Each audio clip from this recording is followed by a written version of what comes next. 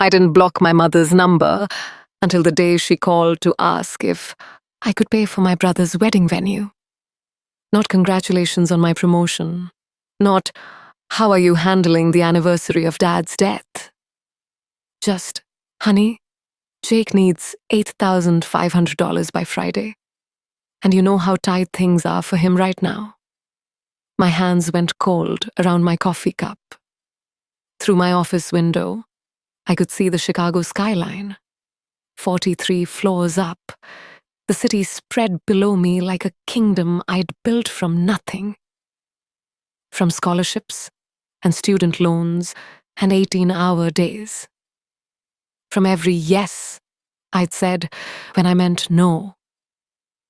Mom, I said quietly, I can't do that. The silence on the other end wasn't surprised. It was wounded, weaponized. Can't, she repeated, the word dripping with something between disappointment and disgust. Your only brother is getting married, Sarah. Family helps family. I thought about the $47,000 I'd sent home over the past 6 years. I thought about my own wedding 3 years ago. The one I'd paid for entirely myself while Jake was between jobs. The one where Mom had spent the reception complaining about the vegetarian options and asking why we couldn't have had it at a nicer venue. I'm sorry, I said. And then I hung up. That was the beginning. But to understand why it mattered, you have to go back further. You have to understand what it costs to become the kind of person who could say no. 15 years earlier, I was 13 when I learned that love in my family had a price tag, and I was expected to pay it. Dad had just lost his job at the plant. The third time in 5 years. Mom sat us down at the kitchen table, her face drawn in that particular way that meant she was about to ask something terrible and make it sound reasonable. We need to make some sacrifices, she said, looking at me, not Jake. He was 16, already working part-time at the grocery store. Money that somehow never made it into the family budget. Sarah, honey, I know you were looking forward to that science camp this summer. The NASA-sponsored program at Northwestern.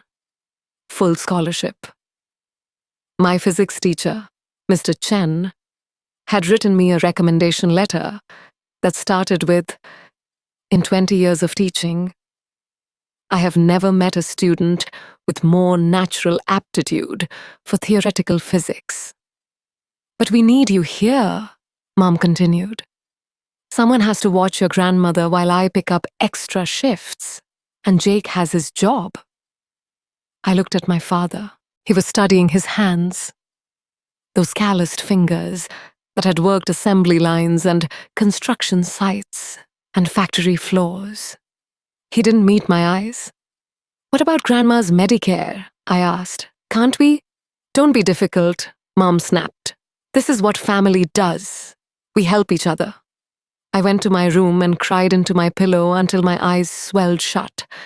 Then I called Mr. Chen and told him I couldn't attend.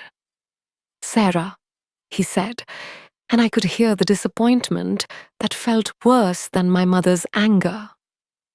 This opportunity, it's not going to come again. I know. My voice was steady, practiced. But my family needs me. That summer, I watched my grandmother, who spent most of her time asleep or watching game shows, while Mom worked doubles at the diner. Jake's paychecks went toward a used Mustang he'd been saving for. Dad started drinking more, and I started understanding the math of my life. I was the one who sacrificed. That was my role. That was how I proved I loved them. I got a full ride to the University of Illinois. Academic scholarship, campus job, everything paid for. Mom cried at my graduation from high school, telling everyone how proud she was, how smart her daughter was. What she didn't tell them was that she'd already decided I'd be sending money home. "Just $200 a month," she said during my first semester. "Just until your father finds something steady." $200 became $350 when Jake needed help with rent after dropping out of community college. It became $500 when Dad's drinking got so bad he couldn't work at all. It became whatever they needed, whenever they needed it, while I worked 3 jobs and survived on ramen and the free food from campus events. I made the dean's list every semester. No one from my family came to the ceremony. When Dad died my junior year, liver failure, the doctor said, though we all knew it was slower than that. Decades of disappointment, drinking him hollow. Mom called me at 6 a.m. "You need to come home," she said. "We need to arrange the funeral." "Mom, I have finals in 3 days." "Your father is dead, Sarah." Her voice cracked, genuine grief, mixing with that familiar tone of accusation. "Are you really going to choose school over family?" I went home. I missed 2 finals. I paid for the funeral, $6,700 that wiped out my emergency savings. Mom picked the mahogany casket, the elaborate flower arrangements, the catered reception at the church.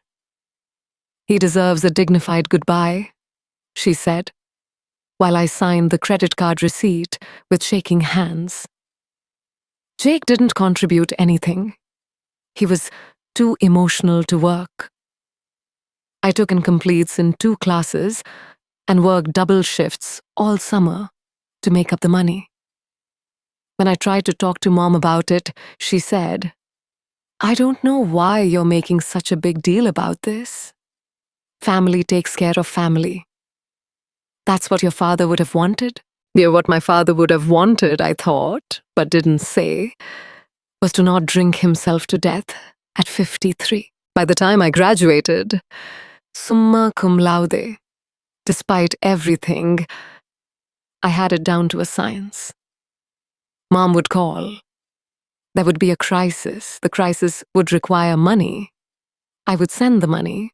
I would receive no thank you, but I would receive another call when the next crisis hit. Jake's car broke down. Found $200. Mom's hours were cut. $600 a month for 8 months. Jake needed money for a business opportunity. $3,500. The roof was leaking. $2,800. Jake's girlfriend was pregnant. She wasn't. $850 for medical expenses.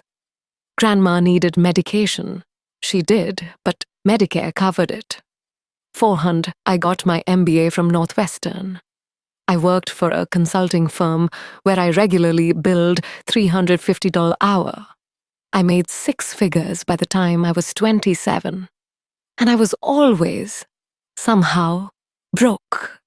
When I met David at a conference in Boston, he was the first person I'd ever met who understood what it meant to build something from nothing. His parents were immigrants from the Philippines.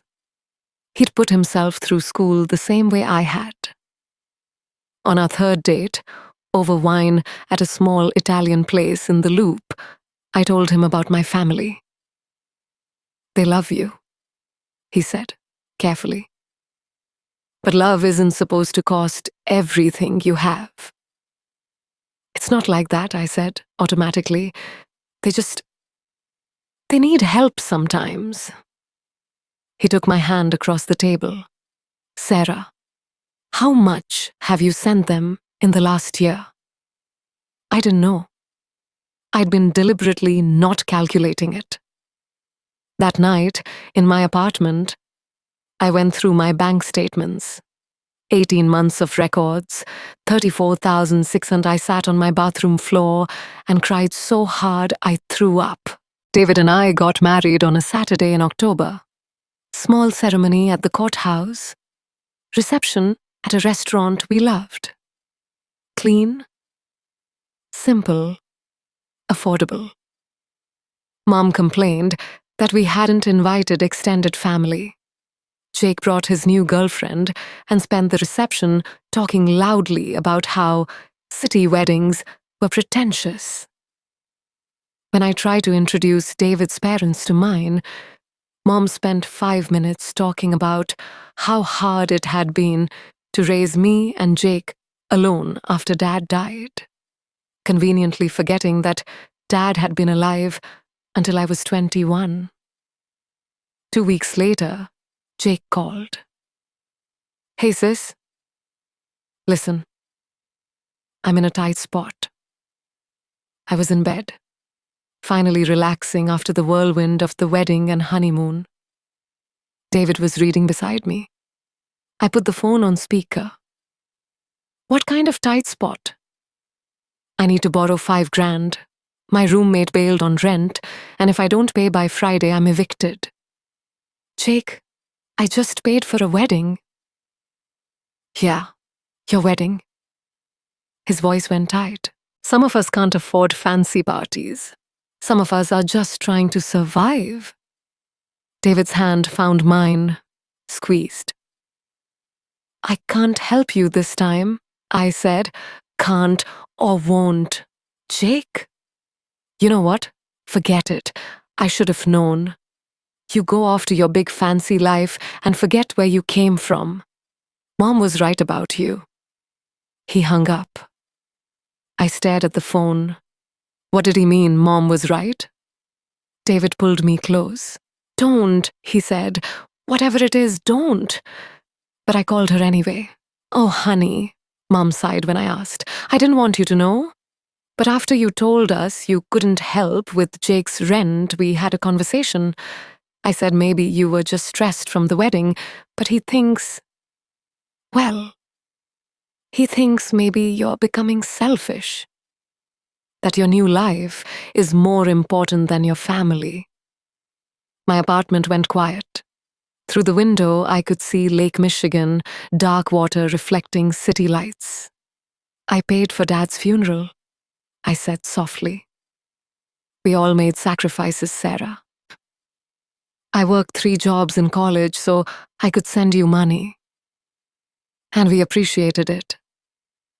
But that's what family does." I missed finals. I took incompletes. I went into debt. "Oh, here we go." Her voice went cold. "The martyr routine. You chose to help us, Sarah. No one forced you. You said I had to choose between school and family. I said we needed you. There's a difference. But if you want to throw everything we did for you back in our faces, what did you do for me?" The question came out sharp, clean. A scalpel opening an old wound. "Name one thing you sacrificed for me." Silence. "I raised you," she said finally. "I gave you life. I kept a roof over your head. That's the minimum requirement of being a parent." "How dare you?" I hung up. David held me while I shook. "I'm proud of you," he whispered. "That was brave." But it didn't feel brave. It felt like falling. I didn't hear from them for 3 months. In that silence, I started therapy. Dr. Morrison was a small woman with kind eyes who let me talk for 40 minutes before saying anything. "Your family operates on a debt system," she said finally. "They gave you life, so you owe them your life." "But Sarah, that's not how healthy families work." "But they struggled. My dad worked hard before he—" "Your father's struggles were not your responsibility to fix. You were a child. They needed help, and they taught you that the only way to earn love was to pay for it." I thought about Jake's Mustang, about mom's nails, always perfectly manicured, about the 60-inch TV in their living room while I was eating rice and beans for dinner. How do I stop? I asked. You start saying no, and you don't justify it. Don't defend it, just no. They'll hate me. Perhaps. But do they love you now? Or do they love what you provide? I sat with that question for weeks, turned it over like a stone, looking for the truth underneath. Mom's call about Jake's wedding came on a Tuesday. By then, I'd been promoted to senior director. David and I had bought a condo. We were trying for a baby. I'd started to build a life that felt like mine. Jake's getting married. Mom's voice was bright, performative. Isn't that wonderful? Congratulations to him. The thing is, honey, the venue they want is expensive. And you know Jake's been working so hard at the warehouse, but 8,500 is just, it's too much for them. I told him my successful daughter would be happy to help. Something inside me went very still, very quiet. Mom, no. What? I'm not paying for Jake's wedding. Sarah, he's your brother. I paid for my own wedding. He can pay for his. You have money. You have that fancy job, that fancy apartment, because I worked for it. We're your family. Then act like it. My voice was steady, calm. When's the last time you called to ask how I was doing? Not to ask for money, just to talk. Silence. When's the last time you came to visit me? When's the last time you asked about my job, my life, my plans? When's the last time you treated me like a daughter instead of an ATM? How can you be so cruel? I've sent you $47,000 in 6 years, Mom. I have the bank statements. And I can count on one hand the number of times you've said thank you.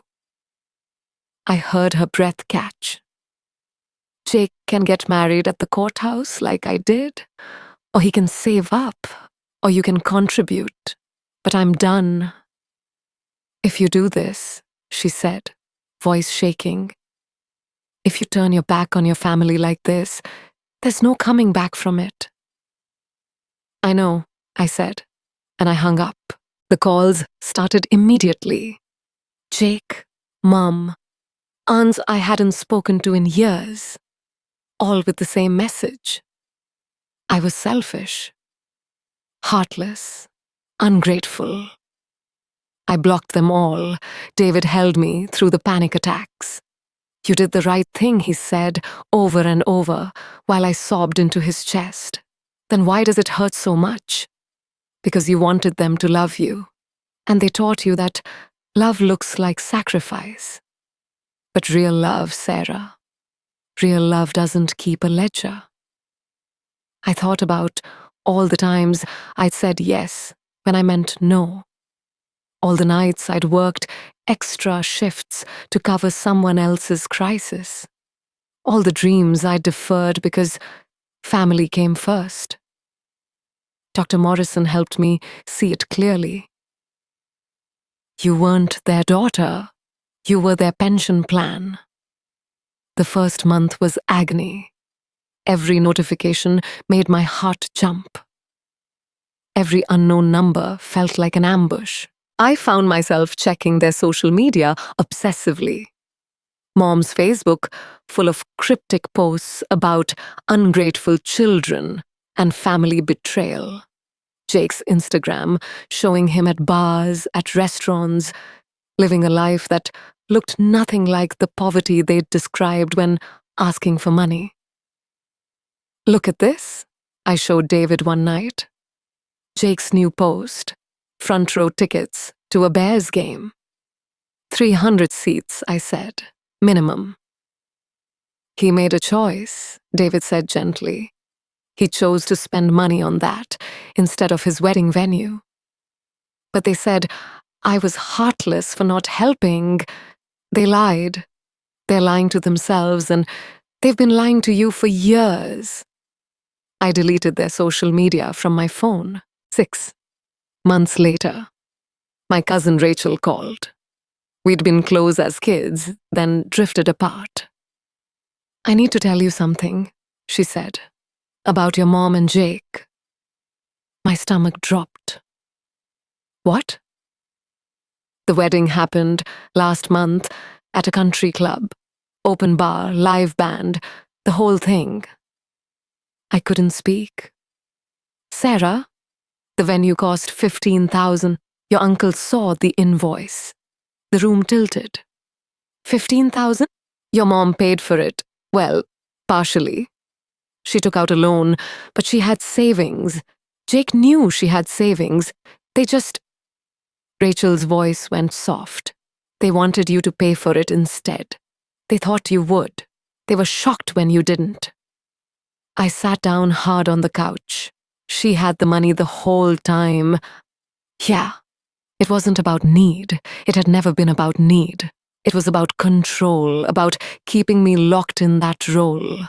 The good daughter, the reliable one, the one who sacrificed. "There's more," Rachel said.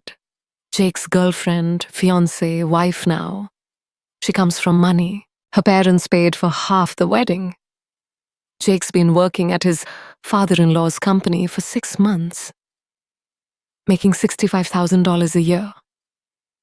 All those calls about being broke, about struggling, about needing help.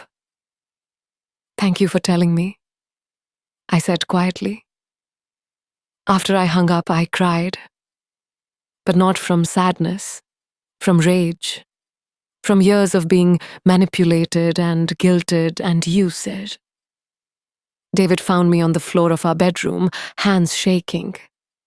"They lied," I told him, "about all of it. They had money, they just wanted mine." He sat beside me, pulled me close. "I know, and I'm so sorry. I could have gone to that science camp. I could have focused on school. I could have..." My voice broke. "I gave them everything, and it was never about helping them. It was about proving I loved them enough." "You did prove it. Every dollar, every sacrifice. But it was never going to be enough, because it wasn't really about love." I pressed my face against his shoulder and finally let myself grieve. Not for what I'd lost by cutting them off, but for all the years I'd lost believing their version of family. 1 year later, I found out about the consequences through Rachel. Mom's loan for the wedding, the one she'd taken out despite having savings, came with predatory interest rates. She'd missed 3 payments. Her credit was destroyed. Jake and his wife had split up. Turned out, marrying someone after 6 months of dating didn't guarantee success. The divorce was ugly. Expensive. His father-in-law fired him. He called Mom for money. She called her sisters. Her sisters, the ones who'd harassed me about family loyalty, said no. They'd seen what I saw, the pattern of crisis and need that never quite added up. Mom tried to call me from an unknown number. I answered before I realized. "Sarah." Her voice was thin, desperate. "I made mistakes. I see that now. We need help. Just this once." "You need to hang up," I said calmly. "And you need to not call again. Please, I'm your mother. Jake is your brother. We're family." "No," I interrupted. "Family doesn't keep score. Family doesn't lie about need to test loyalty. Family doesn't punish you for setting boundaries. You taught me what family wasn't. Now I'm learning what it is." You're really going to abandon us? You abandoned me every time you chose money over relationship, every time you made love conditional, every time you punished me for saying no. I'm not abandoning you, Mom. I'm just finally accepting what you've been showing me for years. I was never your daughter. I was your resource. I hung up, blocked the number. My hands were steady. 2 years later, David and I had a daughter. We named her Eleanor after his grandmother. The hospital room was full of people who loved us. David's parents, who brought homemade soup and stayed to hold the baby while I slept. My chosen family, Rachel, my colleagues who'd become friends, Dr. Morrison, who sent flowers with a card that said, "You're going to be amazing." No one from my blood family showed up. I'd sent a brief announcement to Rachel, knowing it would spread. No invitation, no expectation. But I didn't feel the absence like I once would have. The room was full. My daughter was healthy. My husband was crying happy tears. This was family. This was what it was supposed to feel like. That night, alone with Eleanor, while David grabbed food, I held her tiny body against my chest and whispered promises. I will never make you earn my love. I will never keep score. I will never make you choose between your dreams and my needs. You are enough, exactly as you are. She made a small sound, her hand curling around my finger. And if you need to set boundaries with me someday, I'll respect them. Because that's what love does. 3 years after I'd blocked my mother's number, Rachel called with news. Your mom had a stroke. She's okay, recovering. But Jake is overwhelmed. He's asking if you'll come. I felt that old pull, that muscle memory of crisis and response. No, I said. But I'll pay for a home health aid. 3 months, fully covered. After that, Jake will need to figure it out. Sarah, that's my offer. Take it or leave it. Rachel was quiet for a long moment. That's more than she deserves. I know, but it's not for her. It's for me. So I can sleep at night knowing I helped within my boundaries. The aide I hired was excellent. She called me once with updates. Mom was improving. Physical therapy was going well. I thanked her and asked her not to call again unless it was an emergency. Jake sent one text. This isn't enough. I didn't respond. 5 years later, Elena was 4, brilliant and curious, asking endless questions about stars and planets and how birds know which way to fly. We'd started a college fund for her. Not because she owed us anything, not because she needed to pay us back for her existence, but because we wanted to give her what I'd never had. The freedom to choose her own path without the weight of other people's needs. I got an email from Jake. Subject line, I'm sorry. I stared at it for a full minute before opening. Sarah, I don't expect you to forgive me. I probably don't deserve it. But I've been in therapy, and my therapist says I need to make amends to the people I've hurt. I was a shit brother. I took advantage of you for years. I let Mom manipulate you because it benefited me. I called you selfish when, really, I was the selfish one. I'm working 2 jobs now. I'm paying my own bills. It's hard, but I'm learning that's normal. That's what adults do. Mom talks about you sometimes. She's angry, but I think underneath it she's ashamed.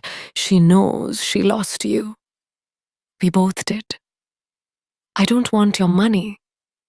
I don't want anything except to say, I'm sorry. You deserved better from us, from me. I hope you're happy. I hope you have everything you worked for. Jake. I read it 3 times, cried a little, showed it to David. Do you want to respond? He asked. I don't know. Part of me wants to believe he's changed. Maybe he has, but change doesn't mean you owe him a relationship. I thought about that for days, turned it over like I'd once turned over my mother's words, looking for the truth. Finally, I wrote back, Jake, thank you for the apology. I accept it. I'm not ready for a relationship right now. Maybe someday.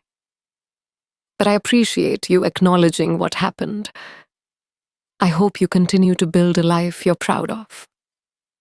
I hope you've learned that family shouldn't cost everything you have. Take care of yourself. Sarah. He didn't respond. I didn't expect him to. Present day. Eleanor asks about my family sometimes. Why don't I have a grandma from your side? I tell her the truth, in terms a 5-year-old can understand. Sometimes people we love hurt us, and we have to make space between us to stay healthy. It's okay to love someone and still keep boundaries. Like how I love cookies but can't eat them all the time? I laugh. Exactly like that. David's parents are grandma and grandpa. They're the ones who come to dance recitals and birthday parties. They're the ones who babysit and teach her Tagalog and tell stories about her father as a child. This is our family, not perfect, but chosen. Built on love that doesn't keep receipts. Sometimes I still get that pull, the urge to check on Jake to see if mom's okay. Dr. Morrison says it's normal, that trauma bonds don't just dissolve. You can have compassion for them, she told me, without setting yourself on fire to keep them warm. So I send holiday cards, brief, impersonal, wishing you well, no return address. And I build this life that's mine, director of operations now, leading a team of 20. Mentor to young women in STEM who remind me of who I was. Brilliant and hungry and taught to diminish themselves. Last month, one of my mentees came to me in tears. My mom wants me to drop out and get a job to help with family bills. I held her hands across my desk. What do you want? I want to finish my degree, but she says I'm selfish. You're not selfish for having boundaries. You're not selfish for choosing your future. Family that loves you will support your dreams, not ask you to sacrifice them. She cried. I gave her Dr. Morrison's number. 2 weeks later, she told her mother no. I was so proud I cried. People ask me sometimes if I regret cutting off my family. If I wouldn't have handled it differently, knowing what I know now. The answer is no. Because here's what I learned. Love that costs everything isn't love. It's a transaction. And I'd spent 25 years paying into an account I'd never be able to withdraw from. My family taught me that sacrifice was the highest form of love.